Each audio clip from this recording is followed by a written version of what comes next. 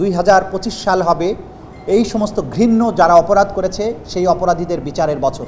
আমরা শুধু আশাবাদ ব্যক্ত করছি যে 2025 সাল অবশ্যই অপরাধীদের বিচারের বছর হবে। এক রক্তাক্ত বিপ্লবের মধ্য দিয়ে বাংলাদেশে একটা নতুন সূর্যোদয় হয়েছে। 2025 সাল আমরা শুরু করতে পেরেছি একটা স্বৈরশাসন মুক্ত পরিবেশে। 2025 সালে বাংলাদেশের অনেক বড় বড় প্রায়োরিটি আছে। সবচাইতে বড় প্রায়োরিটি, যারা আজকে রাষ্ট্রের দায়িত্বে আছেন সকলের পক্ষ থেকে একটা ঐক্যমত্য আছে, জনগণের মধ্যেও ঐক্যমত্য আছে যে সবাই চান গত 16 বছর ধরে বাংলাদেশে যে সমস্ত মানবতা বিরোধী অপরাধ হয়েছে, গণহত্যা হয়েছে, জুলুম নির্যাতন নিপীড়ন হয়েছে, সেগুলোর সঠিক এবং সুষ্ঠু একটা বিচার সমাপ্ত করা।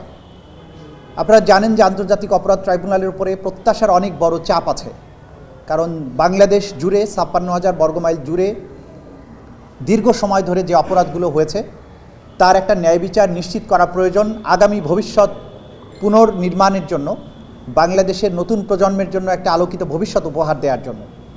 কিন্তু জানেন আপনারা যে এই বিচার প্রক্রিয়া সুষ্ঠুভাবে সম্পাদন করার জন্য প্রয়োজন হচ্ছে একটা সঠিক তদন্ত রিপোর্ট বা তদন্ত কার্য।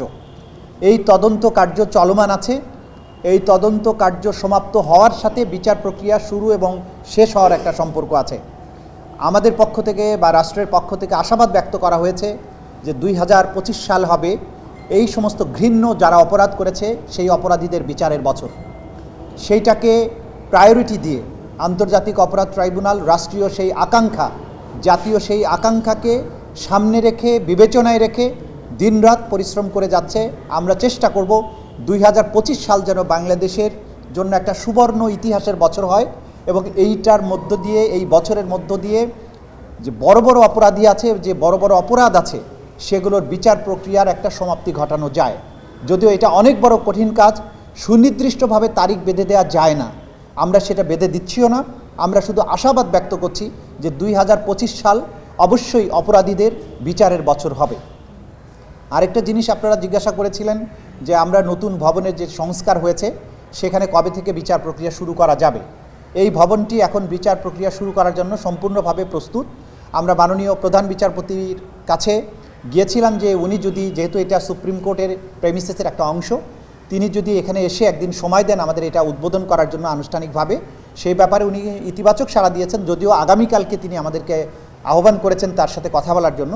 কালকে কথা বলার মধ্য দিয়ে আমরা চূড়ান্ত করব যে কবে নাগাদ আমরা এখানে উঠব। ওনার সম্মতি পাওয়া মাত্রই, অর্থাৎ আগামী কয়েকদিনের মধ্যেই এখানে আমরা আনুষ্ঠানিকভাবে উঠে যাব এবং পরবর্তী যে বিচারিক প্রক্রিয়াগুলো সেটা এই আদালত ভবনেই নতুন করে চলতে শুরু করবে ইনশাআল্লাহ। এর বাইরে আজকে আমাদের কোর্টে একটা আদেশ হয়েছে, আপনারা জানেন যে 5ই আগস্টে চানখারপুলে যে নারকীয় হত্যাযজ্ঞ চালানো হয়েছিল, তাদের মধ্যে অনেকের বিরুদ্ধেই আগের থেকে ওয়ারেন্ট ছিল।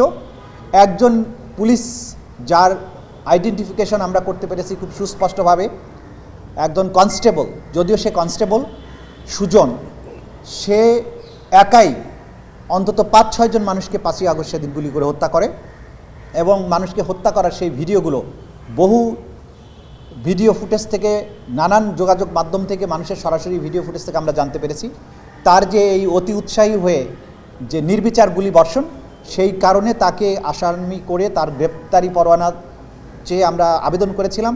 সে ইতিমধ্যে অন্য মামলায় গ্রেপ্তার আছে।